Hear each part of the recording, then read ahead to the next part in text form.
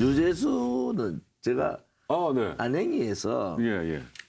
부산 국감을 갔잖아요. 제가 유재수 부시장을 보통 자리에 앉아서 얘기하는데 이쪽으로 와서 그 단상에 와서 발언대 와서 얘기해라. 이래가 제가 물어요. 유재수 부시장이 조국 민정하고 어떤 관계냐? 그리고 오거돈 부시장한테 누구한테 전화 받았냐? 유재수라는 사람을 당신 모르지 않냐? 누가 전화했느냐? 그게 지금의 핵심이에요. 유재수 사건의 지금 핵심이 도대체 누가 유재수의 감찰 무마를 시켰느냐? 네. 백원이냐? 그렇죠. 그렇죠. 네. 윤건영이냐?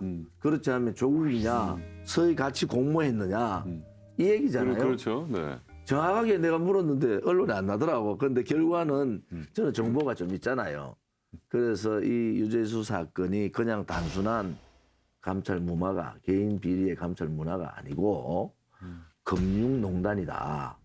금융농단이다. 그러면 이 금융농단에 대해서 어떻게 가져갈 거냐. 이거 빨리 이 정답을 줘야 된다. 이거 더 감추면은 금융 문제가요 많이 터질 거예요 앞으로.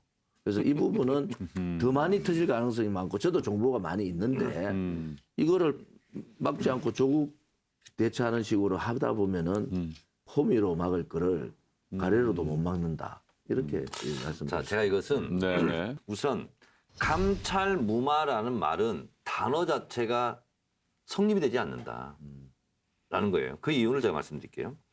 청와대는 감찰권을 가지고 있습니다. 수사권을 가지고 있지 않아요. 감찰은 뭐냐면 감찰 대상이 동의하에 본인이 동의해야 되는 거예요. 핸드폰 포렌식도 할 수 있고 이메일도 뒤져볼 수 있고 문자 메시지 볼 수 있는 거예요. 근데 동의해서 하다가 본인이 부동의를 한 거예요. 그러면 감찰을 더 이상 할 수가 없어요. 그 상태에서 본인이 동의하에 조사한 걸 가지고 감찰 보고서를 작성합니다. 그러니까 왜 감찰을 여기밖에 못했어? 라는 것은 강제 수사권이 없는 감찰권만 있는 청와대 민정수석실에게 뭐라고 할 말은 아니에요.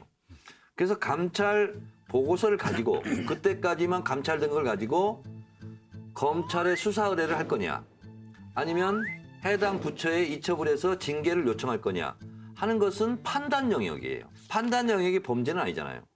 근데 본인이 부동의를 한 거예요. 그리고 감찰에 응하지도 않았어요. 근데 강제 구인 체포권이 없기 때문에 그 상태에서 종결할 수밖에 없었던 거예요. 그리고 금융위원회에 보낸 거예요. 징계를 해야 될 것 같다. 이게 팩트예요.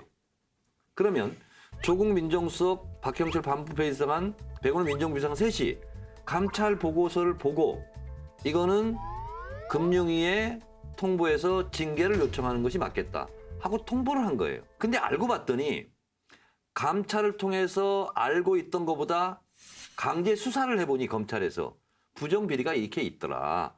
그래서 구속이 된 거예요. 그러니까 검찰은 강제 수사권이 있기 때문에 더 많은 비리를 찾아낼 수 있었지만 청와대는 그걸 못한 거예요. 근데 왜 강제 수사권이 없는데도 불구하고 강제 수사권이 있는 것처럼 청와대에서는 모든 걸 다 할 수 있는 것처럼 청와대에게 왜 이 정도밖에 못했냐 하는 것은 그 감찰 권한에 대한 몰인식 때문에 온 거다 이런 생각이 들고